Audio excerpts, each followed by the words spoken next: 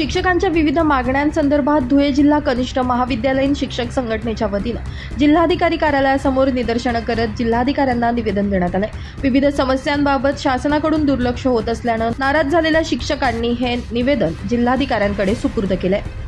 धुळे जिल्हा कनिष्ठ महाविद्यालयीन शिक्षक संघटनेचा जिल्हा अध्यक्ष या नात्याने आम्ही महाराष्ट्रभर आज आंदोलन करीत आहोत। त्याच्यामध्ये आमच्या धुळे जिल्ह्यातले सगळे पदाधिकारी, प्राध्यापक बंधू भगिनी, माननीय जिल्हाधिकारी साहेब यांना निवेदन देण्यासाठी या ठिकाणी आज उपस्थित आहोत। आमच्या मागण्या ज्या आहेत त्या विद्यार्थी हिताच्या, शिक्षकांच्या हिताच्या, समाज हिताच्या दृष्टिकोनातून आम्ही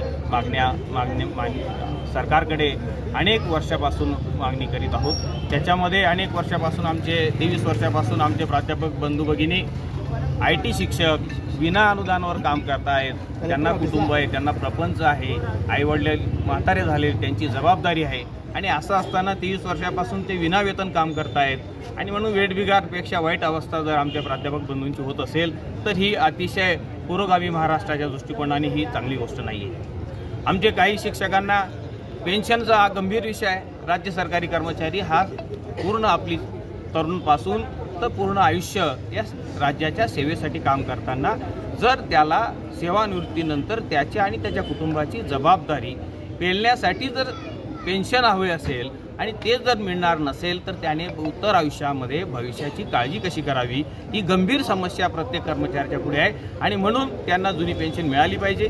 आमच्या कनिष्ठ महाविद्यालयीन शिक्षकांच्या तुकड्यांची समस्या गंभीर झालेली आहे। काही ठिकाणी विद्यार्थी संख्या ग्रामीण भागामध्ये कमी झालेली आहे आणि म्हणून विद्यार्थी संख्येची अट शिथिल केली गेली पाहिजे। NPSची समस्या आहे। आमच्या DCPS का NPS अशी समस्या आमच्या नवीन प्राध्यापक बंधूंपुढे उभी ठाकलेली आहे आणि त्यामुळे ह्या समस्या सोडवण्यासाठी आम्ही आज माननीय जिल्हाधिकारी साहेब यांना निवेदन देतो। राज्य शासनाने आणि माननीय शिक्षण मंत्री साहेब यांनी आमच्या कनिष्ठ महाविद्यालयीन शिक्षक महासंघाशी चर्चा करून ह्या प्रश्नांचं ज्या प्रश्न सुटण्यासारखे त्या प्राधान्यक्रमाने सोडवणे गेले पाहिजे, त्याचे आदेश तरी निघाले पाहिजेत। आमचे 10-20-30ची मागणी आहे।